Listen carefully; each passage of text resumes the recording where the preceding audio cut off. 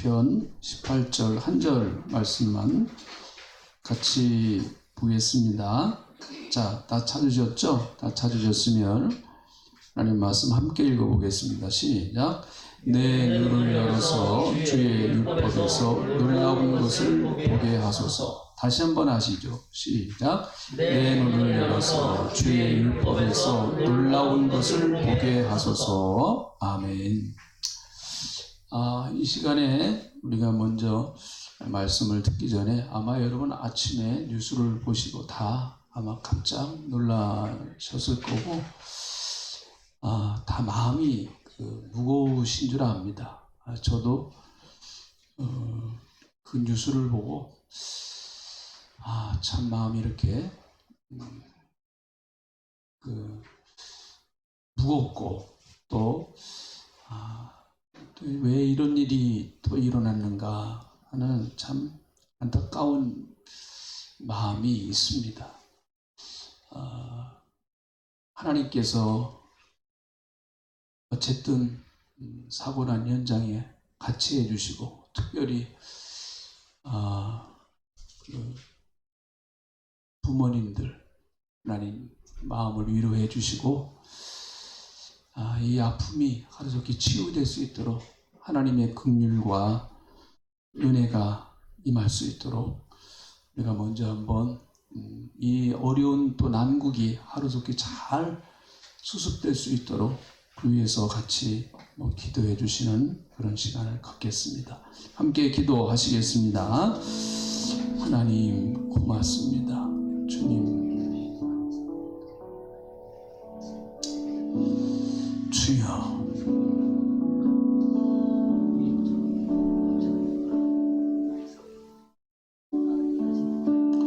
하나님께서 특별히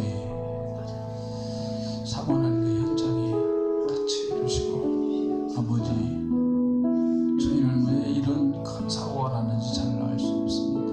하나님의 긍휼과 하나님의 은혜를 기대할 수밖에 없습니다. 하나님, 불쌍히 여기시고 만지시고 회복시켜 주시고 긍휼을 베풀어 주시고 하나님, 하루속히 이 아픔과 어려움이 치유되고 회복되어질 수 있도록 하나님께서 역사하시고 이끌어 주시기를 간절히 기원합니다. 주님, 영광 받으시고 같이 해주시옵소서. 고맙습니다. 감사합니다. 함께하여 주시는 것을 믿습니다. 감사드립니다. 예수님의 이름으로 기도합니다. 아멘. 하나님,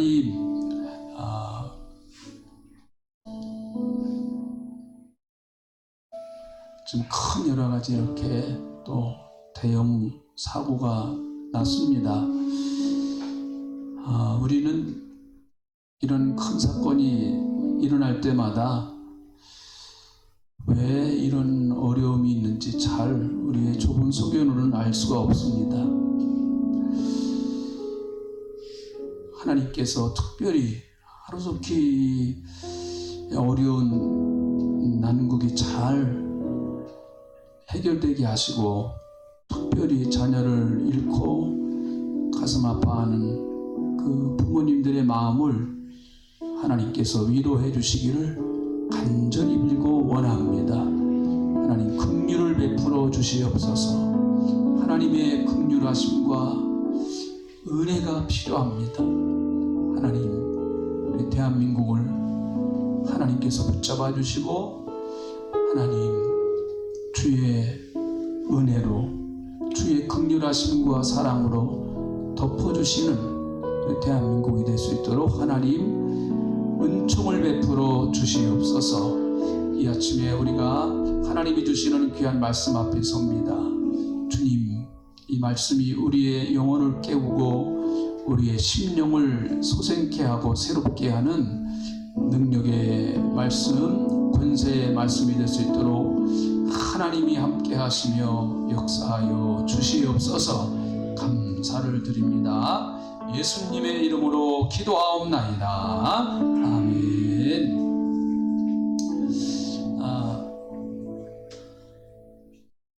우리 우리 대한민국은 미국하고 뗄래야 뗄 수 없는 이런 혈맹 관계라고 그러죠. 앞으로도 아마 그렇게 계속될 수밖에 없을 겁니다.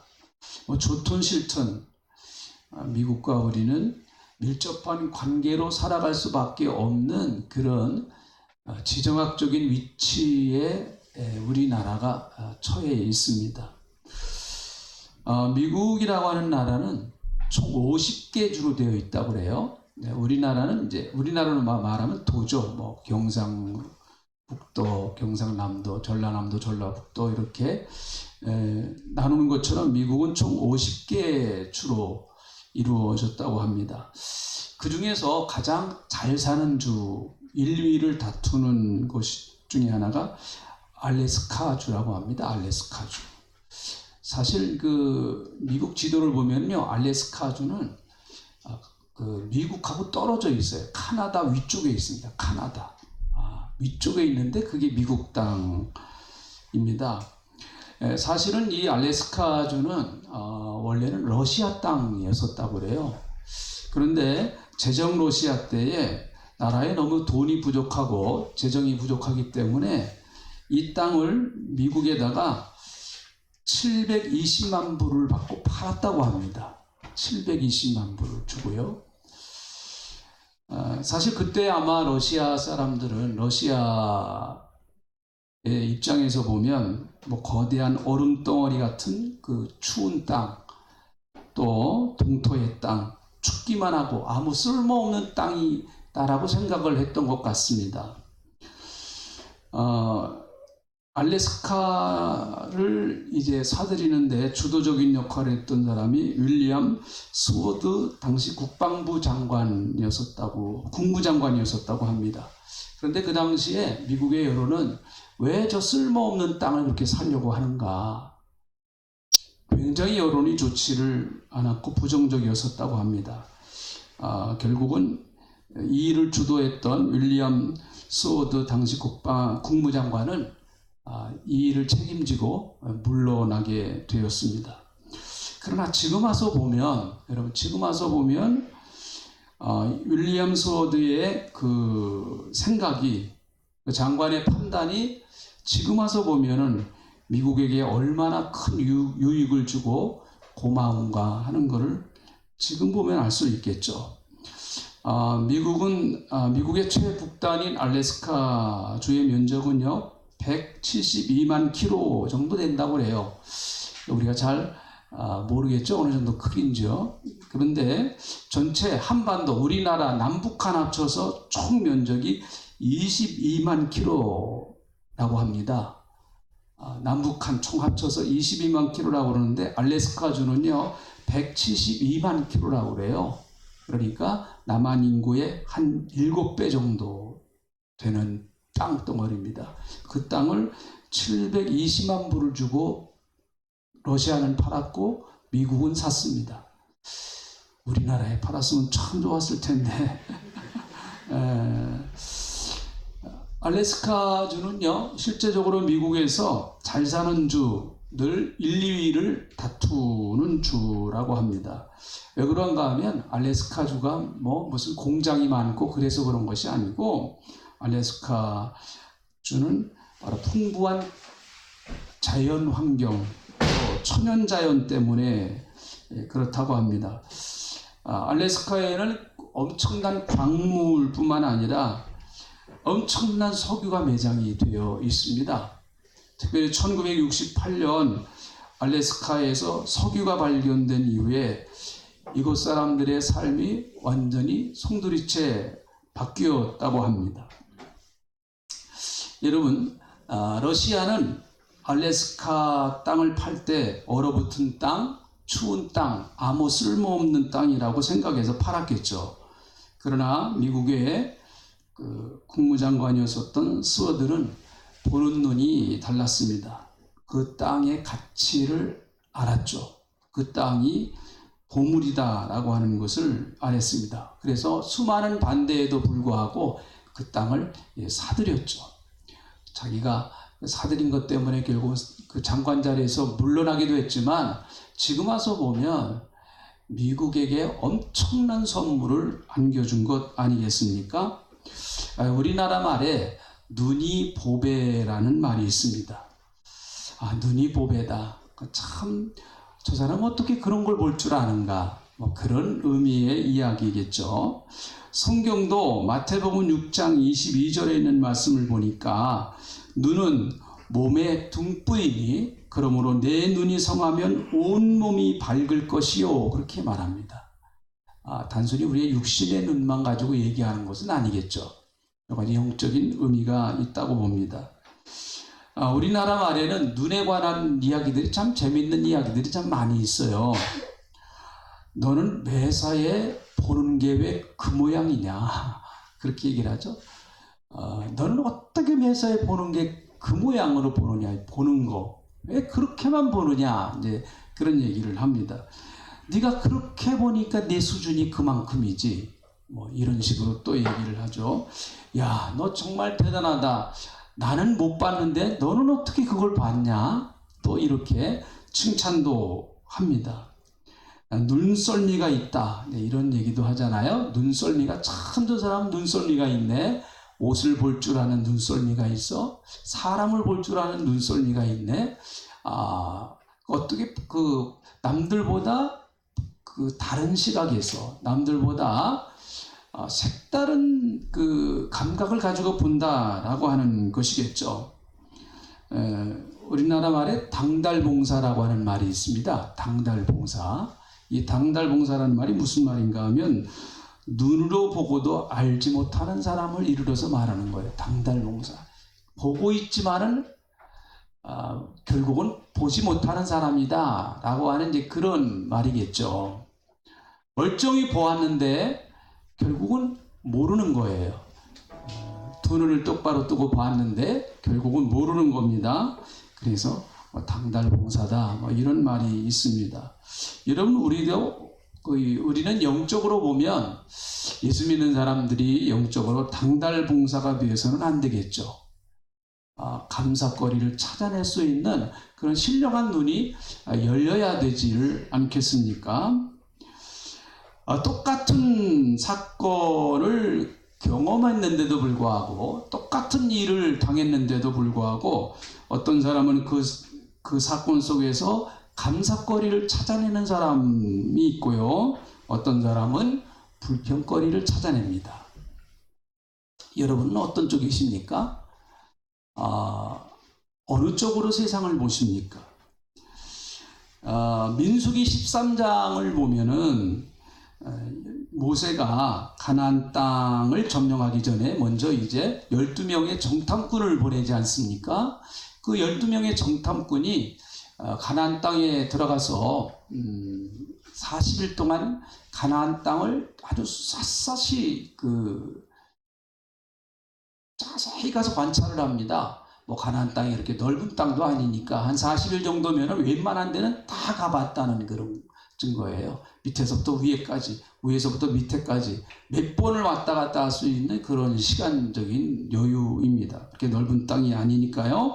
자, 12명의 사람들이 40일 동안 가나안 땅을 정탐하고 와서 모세에게 보고를 하는데, 우리가 잘 알잖아요, 이 내용은요. 10명의 사람들은 뭐라고 얘기를 하는가 하면 그 땅을 악평했다. 그렇게 악평했다. 악평한 이유가 뭔가 하면 결국은 우리는 그 땅 못 들어갑니다. 그 땅에 가보니까 그 땅에 있는 사람들은 장대한 대장부 같습니다.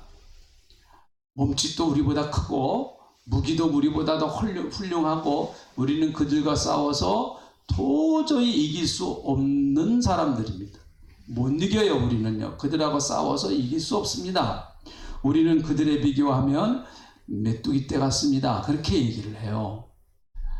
그러니까 가나안 땅에 살고 있는 사람들은 큰 대장부란 말이에요. 대장부. 거기에 비하면 우리는 메뚜기 떼 같다. 이렇게 지금 이야기하고 있고 이렇게 보았어요. 그런 결론을 내렸습니다. 그러나 여호수아와 갈렙은 우리가 잘 알잖아요. 뭐라고 얘기를 하는가 하면 여러분 아닙니다. 우리는 그 땅에 반드시 갈 수가 있습니다. 하나님이 우리와 함께 하시고 내가 가서 보니까, 우리가 가서 보니, 여호수아와 갈렙하고 가서 보니까 그들은 우리의 밥입니다. 그렇게. 그들은 우리의 밥입니다. 한번 따라 하실까요? 그들은 우리의 밥입니다. 밥은 즐겁게 먹으면 되잖아요. 이따가 점심 즐겁게 드세요. 감사함으로. 밥은 그런 거 아니겠습니까? 기쁜 거 아니에요. 하나님께서 저들을 우리의 손에 붙여주셨으니까 우리는 하나님을 믿고 감사하면서 그 땅에 들어가서 그들을 물리치면 된다라고 하는 것이 여호수아와 갈렙의 시각이었습니다. 여러분, 똑같은 상황을 보았습니다. 40일 동안 같은 곳에 가서 같은 시간에 같은 환경을 보았는데 이렇게 전혀 다른 결론을 내리고 있습니다. 다시 말하면 어떤 입장에서 보았느냐라고 하는 거예요. 어떤 입장에서 보았느냐. 우리가 흔히 인생관이라고 그러지 않습니까? 인생관.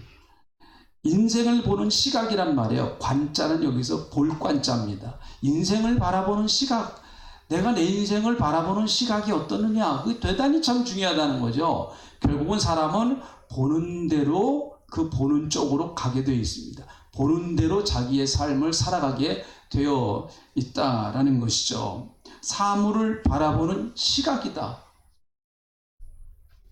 어떤 자세로 인생을 보느냐 하는 것이 행복과 불행을 갈라놓고 결정한다라는 것이죠. 그래서 태도는 사실보다 중요하다.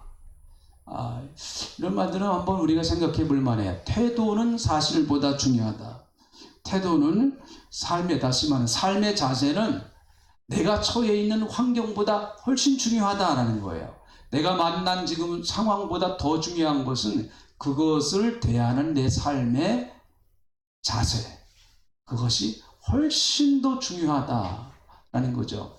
여러분들도 아마 많이 느끼셨을 것입니다.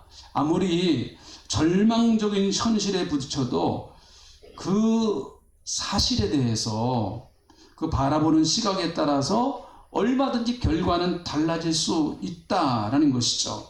그래서 저는 그렇게 생각해요. 믿음이라고 하는 게 뭐냐? 여러 가지 많은 얘기를 할 수 있고, 믿음의 내용은 너무 크기 때문에 여러 가지 정의를 내릴 수 있는데, 저는 좋은 정의, 이게 다는 아니에요. 그러나 굉장히 좋은 정의 가운데 하나, 믿음은 부정을 긍정으로 해석해내는 능력이다. 괜찮죠? 내용이요? 믿음은 부정을 긍정으로 해석해내는 능력이다. 같이 한번 해보실까요? 시작. 믿음은 부정을 긍정으로 해석해내는 능력이다. 어떤 사람이 너무 마음이 낙심이 됐어요. 실망이 됐습니다. 그런 마음을 가지고 교회에 왔어요. 앞에 강대상을 유심히 바라보니까 강대상 앞에 뭐가 달려있어요? 십자가가 달려있더래요. 십자가. 여러분, 당연하죠. 교회마다 다 강대상 앞에 십자가를 다 달아놓습니다. 거의 다 모든 교회가 다 그러죠. 근데 그날 따라서 십자가가 더하기 표시로 보이더래요. 더하기 표시로. 그렇죠? 십자가는 더하기 표시잖아요. 그래서 어떤 인생이라도 예수를 만나고 십자가 앞에 나오면 인생이 역전될 수 있고요.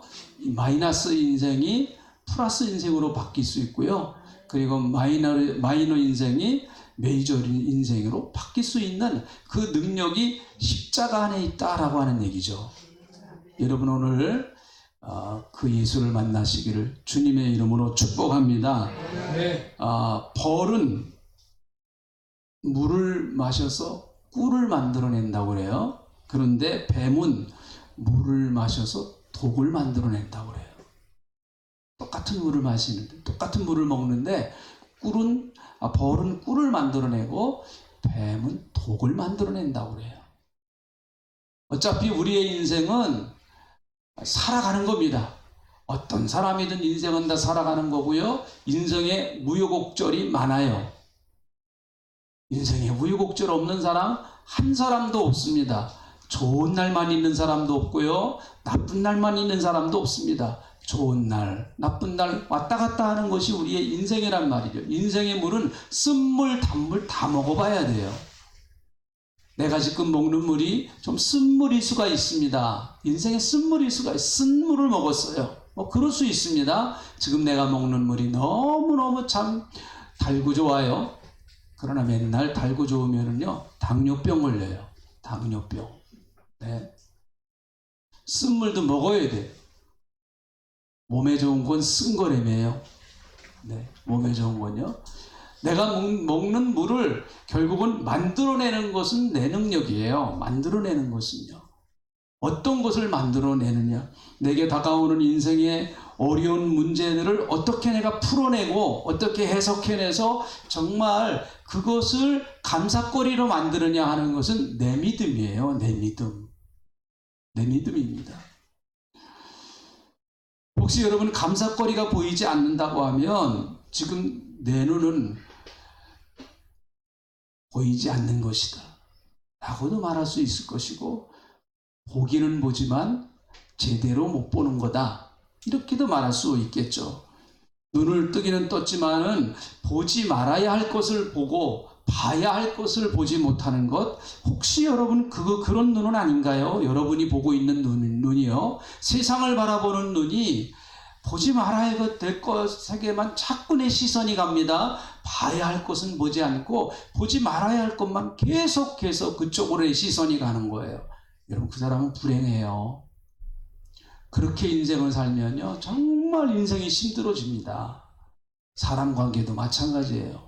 다른 사람과의 관계도 마찬가지입니다.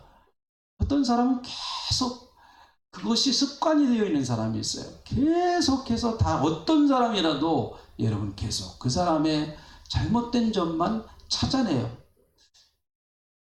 그래서 이 사람 이게 잘못됐고 저 사람 저게 잘못됐고, 그런 사람이 어떻게 인생이 행복하겠습니까? 그런 사람은 인생이 행복한 걸 포기해야 돼요. 그리고 그렇게 사십시오. 그럼 인생 불행해져요. 정말. 왜곡된 눈을 가지고 세상을 봅니다. 좀 정확하게 봐야 되는데 자꾸 왜곡된 눈을 가지고 봐요.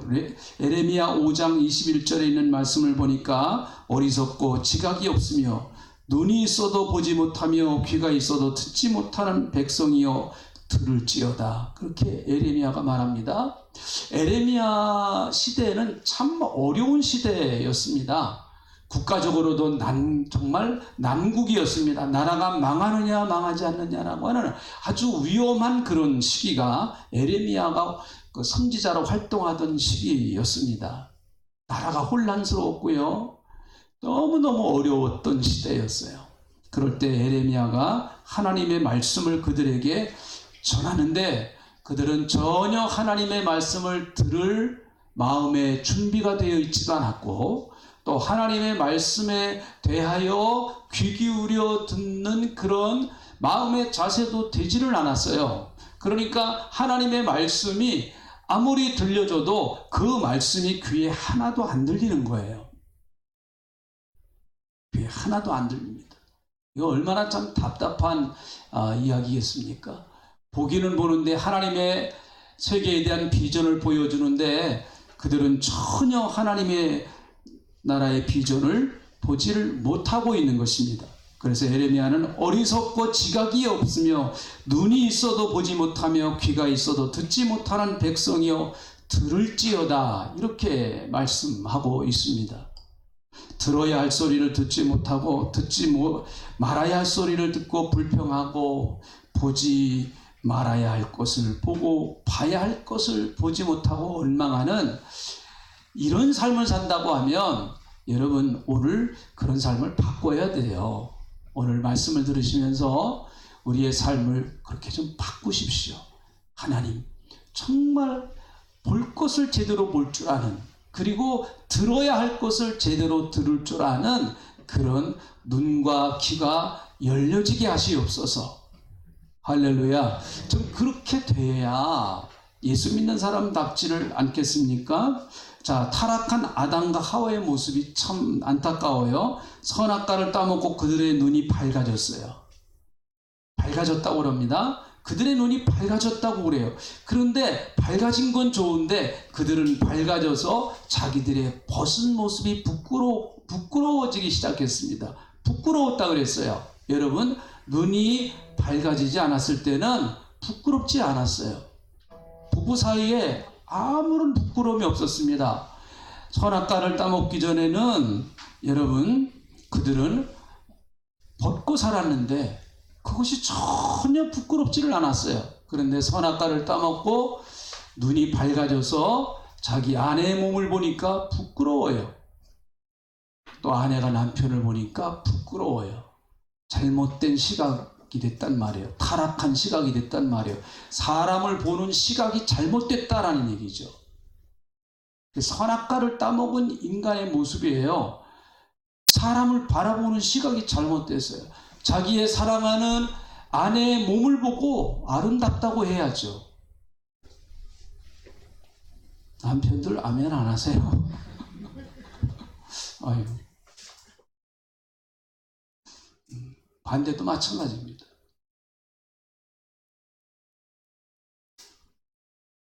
타락한 인간은 보지 말아야 할 것이 잘 보입니다. 보지 말아야 할 것이 눈이 밝아져서 잘 보여요. 보지 말아야 할 것들. 이게 타락한 인간의 시각입니다. 그래서 여러분, 좋은 것을 바라보게 하려고 하면 얼마나 힘든지 몰라요. 좋은 것을 듣게 하려고 하면 너무너무 힘들어요, 이것이요. 그리고 좋지 않은 것들은 그렇게 귀에 솔솔 잘 들려요. 그리고 안 좋은 것들 보는 눈은 아주 반짝반짝 잘 열립니다. 이게 타락한 인간의 모습이라고도 말할 수 있겠죠. 어두운 영적 소경의 모습입니다. 사랑하는 성도 여러분, 우리는 감사할 거리가 보여야 합니다. 감사할 거리가 보여야 합니다. 어떤 분이 그런 얘기를 하더라고요. 하나님은 모든 만물의 감사거리를 숨겨두셨다. 모든 만물의 감사거리를 숨겨두셨다. 그 굉장히 그분은 좀 높은 경지에 있는 것 같아요. 모든 환경, 모든 사건, 모든 상황 속에 하나님은 감사거리를 다 숨겨두셨다는 거예요. 어떤 사람은 그 감사거리를 발견하고 하나님 감사합니다 하는데 어떤 사람은 전혀 그것을 찾아내지를 못합니다. 시편 121편 1절에 있는 말씀, 우리가 익히 잘 아는 말씀이에요. 내가 산을 향하여 눈을 돌리라. 이 시편 기자는 어떤 날 산을 향해서 눈을 들었습니다. 그리고 나서 그는 말하기를, 나의 도움이 어디서 올꼬? 나의 도움이 천지를 지으신 여호와께로부터 온다.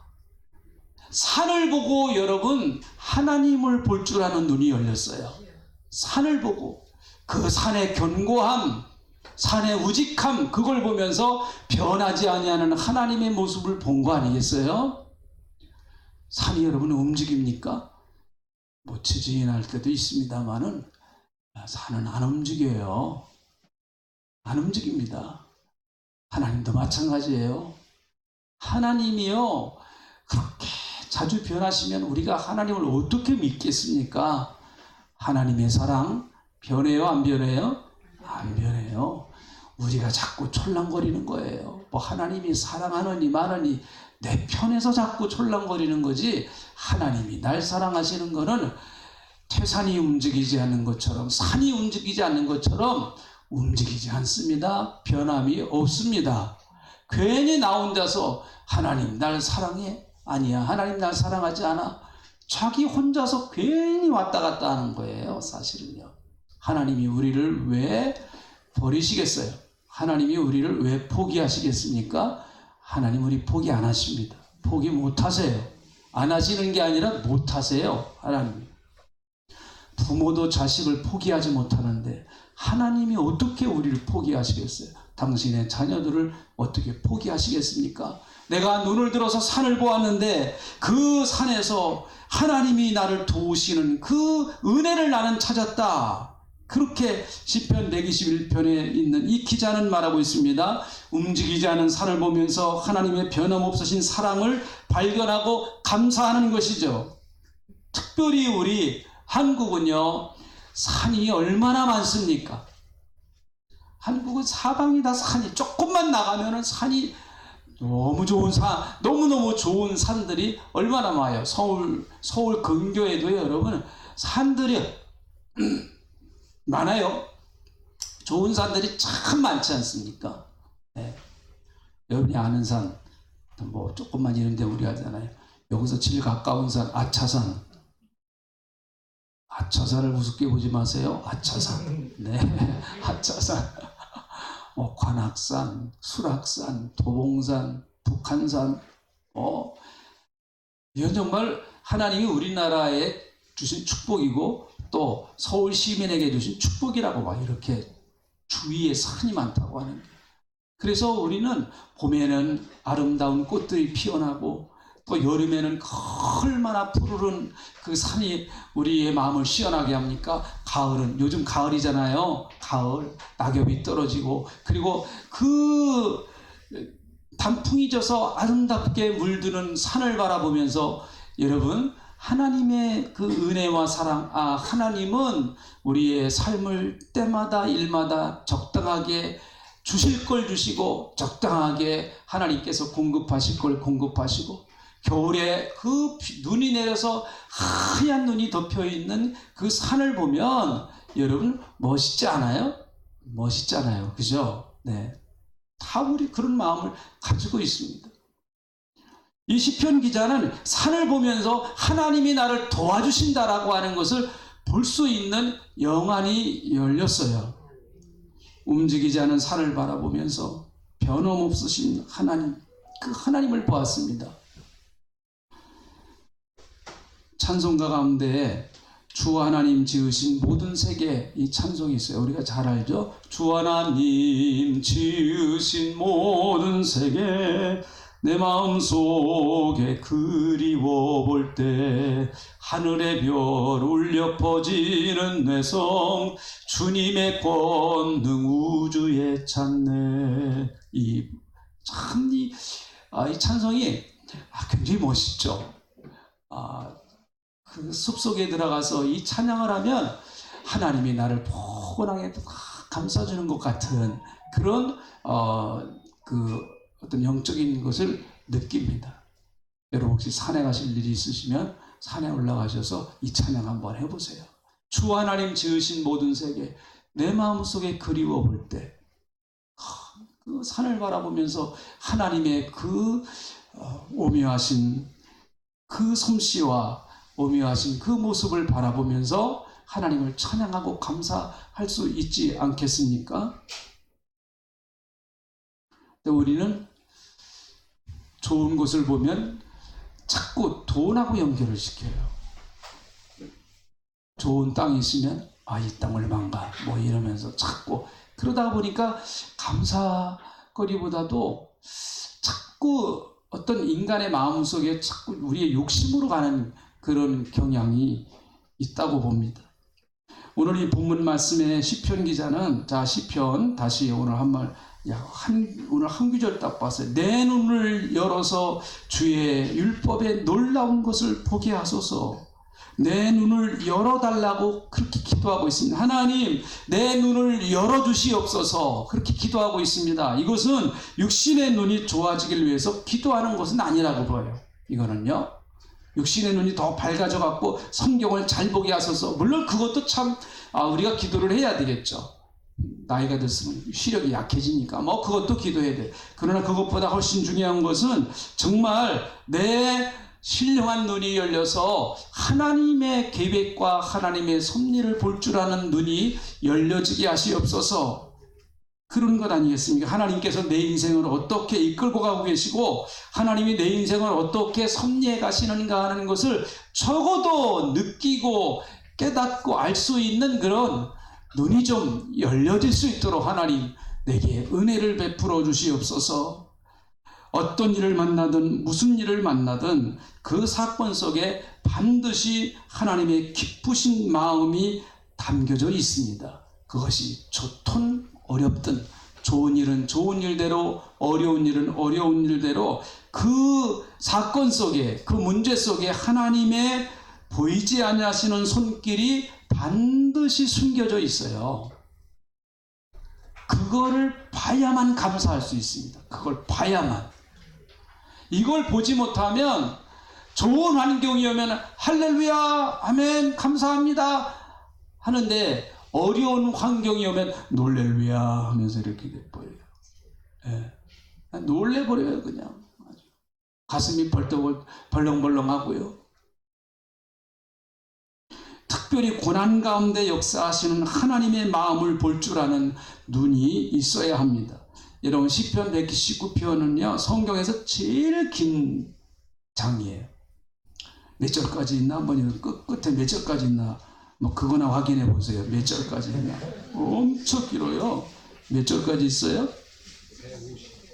176절까지 있어요. 176절까지. 엄청나게 길어요, 이거. 오늘 집에 가셔서 한번 1절부터 176절까지 한번 읽어보셔도 은혜가 될 것 같아요. 제일 깁니다. 그런데 이 119편을 누가 지었는지 자세히 몰라요. 저자를 밝히지 않았기 때문에. 그런데 시편을 가장 많이 기록한 사람이 다윗이니까 혹시 다윗이 아닐까? 다윗일 확률이 그래도 확률적으로 보면 제일 높아요. 다윗이 시편 150편 가운데 한 70편 정도가 다윗이 쓴 거니까. 다윗이 쓴 거니까 다윗일 확률이 그래도 확률적으로 보면 제일 높을 것 같아요.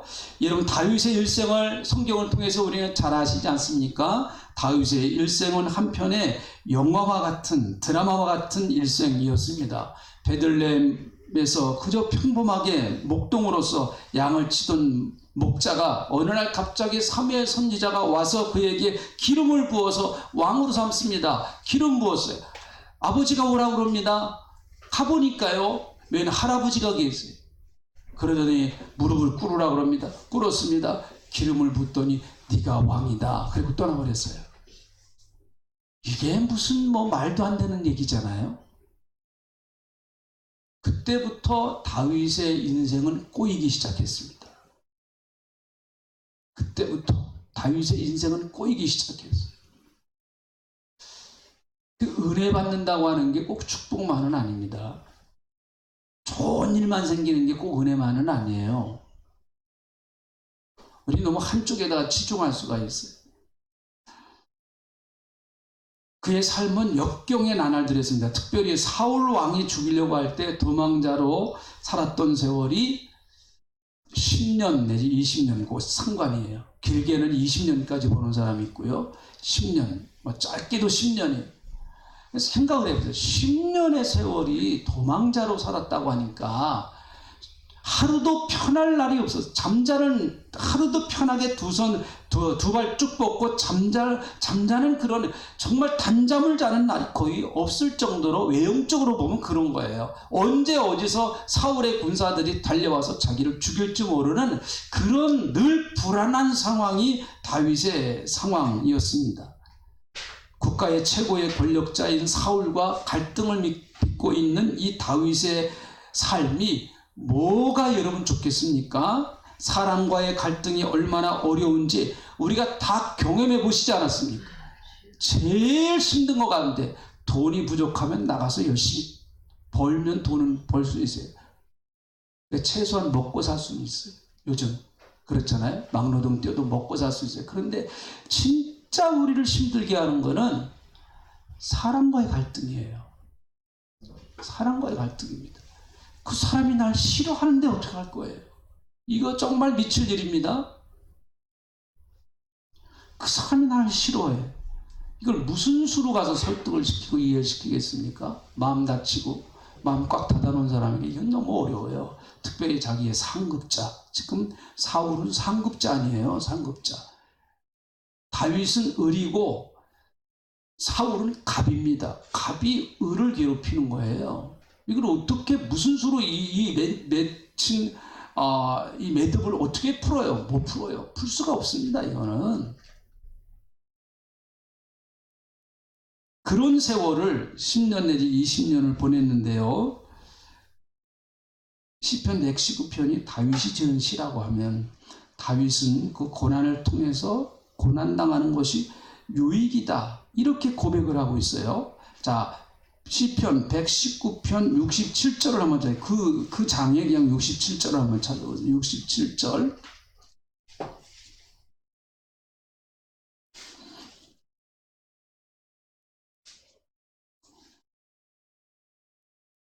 네, 찾으셨죠? 67절. 시편 119편입니다. 딴 데 넘길 필요도 없이 그냥 한 장 정도 넘기면 나와요. 자, 같이 읽어봅니다. 함께 읽어보겠습니다. 시작. 고난 당하기 전에는 내가 그릇 행하였더니 이제는 주의 말씀을 지키나이다. 조금 더 내려가서 71절. 71절입니다. 이제 같이 읽어보죠. 시작. 고난 당하는 것이 내게 유익이라. 이로 말미암아 내가 주의 율례를 배우게 되었나이다. 고난을 통해서 하나님의 말씀을 배웠다는 거예요. 여러분, 고난이 아니면은 배울 수 없는 하나님의 말씀이 있어요. 고난이 아니면요. 어려움 당하지 않으면 깨닫지 못하는 하나님의 말씀도 있어요, 보니까. 병원에 침대에 들어서야 비로소 깨달아지는 하나님의 은혜가 있어요. 죽느냐 사느냐 하는 그런 극한 상황에 몰렸을 때 깨달아지는 하나님의 은혜가 있습니다. 다른 사람은 못 깨달아요. 그 사람만 알아요. 아, 그거구나. 그러네. 다윗이 아마 그런 것들을 깨달았던 것 같습니다. 그래서 다윗은 고난당하는 것이 내게 유익이다. 이렇게 이야기합니다. 이것은 여러분 실제적으로 이것을 경험해 보지 않으면 이거는 그냥 문자적인 거예요. 내가 예수를 믿으면서 고난을 통해서 혹독한 시련을 통해서 내가 당해봤는데 정말 하나님이 이것을 유익되게 하셨다라고 하는 것을 내가 내 인생으로 내 삶으로 경험해 보지 않으면 이거는 그냥 허공을 치는 말씀이에요. 허공을 치는 말씀. 이건 그냥 좋은 얘기네 이 정도예요. 그러나 여기 앉아 계신 분들 가운데 아마 이 말씀이 그냥 뼛속까지 사무치시는 분들도 계실 거예요. 그래, 고난당하는 것이 내게 유익이었구나. 다윗은 지나고 나서 깨닫고 보니까 다시 믿음의 눈으로 지난 세월을 보고 나니까 고난이 자신을 만들어냈다. 그렇게 고백하고 있는 것입니다. 고난이 자신을 더 하나님이 기뻐하시는 사람으로 만들었다고 그는 지금 고백하고 있습니다. 그래서 도리어 하나님을 찬양하고 감사하고 있습니다. 사랑하는 성도 여러분, 지금 여러분 앞에 놓여 있는 여러분의 삶의 환경은 어떤 것입니까? 그것을 어떤 시각으로 바라보십니까? 여러분이 바라보는 시각이 어떠냐에 따라서 감사할 수도 있고 원망할 수도 있습니다. 저는 오늘 시간에 하나님의 말씀을 전했습니다. 그 시각을 바꾸라고요. 시각을 바꾸라. 믿음의 시각으로 바꾸라. 할렐루야. 말씀을 통해서 다시 감사를 회복할 수 있는 은혜를 주신 것을 감사를 드립니다. 내가 가는 내 삶, 내가 가야 할 인생길, 오직 나의 길을 그가 하시나니 나를 단련하신 후에 나를 정금같이 나오게 하리라고 고백했던 육과 같이 우리도 내 가야 할 길이 보이지 아니하고 또 힘들다고 할지라도 하나님 같이 하심을 믿고 하나님의 그 크신 사랑을 믿고 우리가 한 걸음 한 걸음 앞을 향해 나가는 천성을 향해서 나가는 믿음의 사람들이 되게 하나님이 역사하시며 도와주시기를 간절히 빌고 원합니다. 하나님, 때로는 우리가 어려움을 당했을 때 왜 하나님이 나에게 이런 어려움을 주시는지 다 알지 못할 때도 있습니다. 하나님, 우리는 멀리 보지 못하지만 하나님은 멀리 보시고 우리의 생각은 깊지 못하지만 하나님의 생각은 깊으신 줄 압니다. 하나님의 나를 향하신 계획은 언제나 풍성하시고 또 언제나 나를 향하신 계획은 축복이요 은혜인 것을 우리가 고백하지 않을 수가 없습니다. 지금까지 나를 이끌으셨던 하나님은 앞으로도 나를 변함없이 이끄실 줄로 저희들이 믿습니다. 고맙습니다.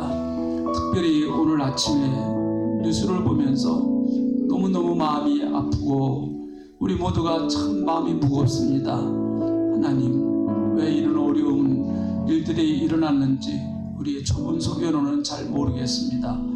그러나 하나님, 위로해 주시고 하나님의 긍휼과 하나님의 은혜가 절대적으로 필요합니다. 우리 대한민국 하나님 지켜주시고 보호하여 주시옵소서. 감사합니다. 예수님의 이름으로 기도하옵나이다.